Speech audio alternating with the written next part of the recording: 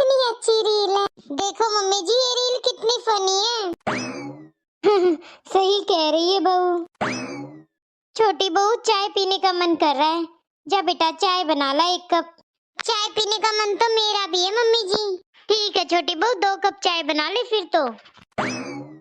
बड़ी बहू हो गया तुम्हारा काम? हाँ मम्मी जी हो गया। अरे दीदी आप सही टाइम पर आए हो, मेरा और मम्मी जी का चाय पीने का बड़ा मन है। दीदी आप चाय बना लाओगे हमारे लिए? मुझे तो आपके हाथ की चाय बहुत अच्छी लगती है। ठीक है छोटी मैं बना लाऊंगी। अरे नहीं बड़ी बहू अभी तो तुम काम करके आई हो, छोटी बहू तुम ही चाय बना कर लाओ। अरे नहीं मम्मी जी मैं ही बना देती हूँ चाय, वैसे भी छोटी को मेरे हाथ की चाय पसंद है ना। अभी लेकर आती हूँ मम्मी जी चाय। थैंक यू जेठानी जी। छोटी बहू। हाँ मम्मी जी। देख छोटी बहू बड़ी बहू सारे घर का काम करती है, तू भी तो अपनी जेठानी का थोड़ा हाथ बटाया कर। ये फोन तो बाद में भी देख ले तू, दोनों मिलकर काम करोगे तो जल्दी काम हो जाएगा घर का।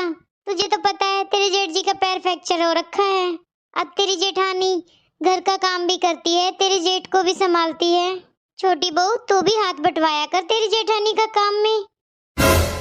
मम्मी जी क्या हो गया, दीदी घर का काम कर लेती है तो। देखो मम्मी जी जेठ जी तो अब कुछ करते नहीं है, बाहर के सारे खर्चे तो आपके छोटे बेटे ही देखते हैं ना, सारे घर के बिल आपके छोटे बेटे ही देते हैं मम्मी जी।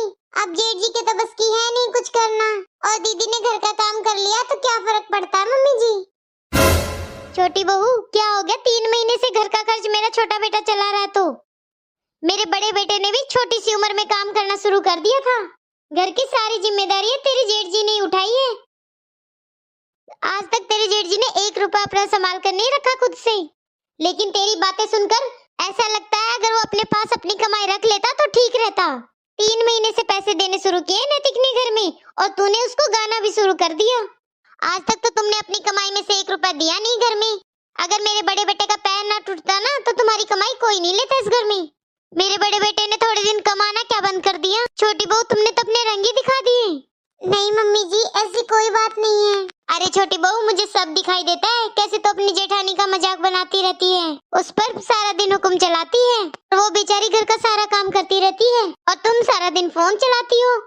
तुझे तो तेरी जेठानी का एहसान मानना चाहिए। आज जो तेरा पति घर का खर्च चला रहा है ना कमा के, उसे कमाने लायक तेरे जेठ जी ने ही बनाया था, और इस बात का एहसान कभी बड़ी बहू ने नहीं जताया।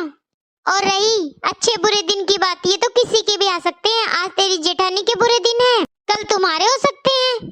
आप ठीक कह रहे हो मम्मी जी, मुझे ऐसे नहीं बोलना चाहिए था।